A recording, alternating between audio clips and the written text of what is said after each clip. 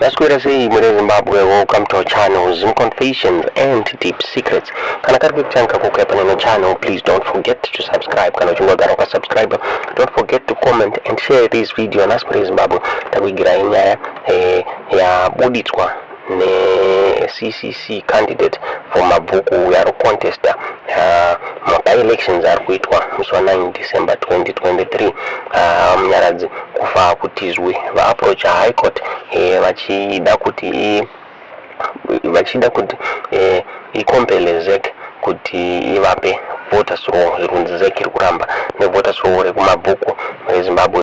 Tuchinzi CCC candidate ari request voters roll Reku Mabvuku asi ZEC Yaramba.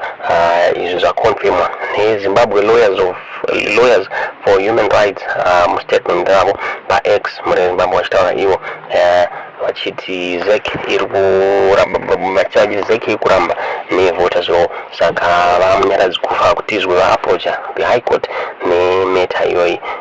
Chinzi pane an agent court application yafailwa na lawyer rara kufa kutizwe vanonzi obey shava. Chinzi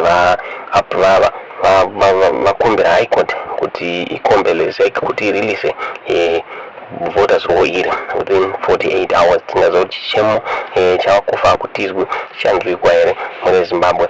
Vakufa kutizwe vari contest for Mabvuku constituency vachichallengeana naScott sakupwanya muZimbabwe musuma elections ari kuitwa musi wa 9 December.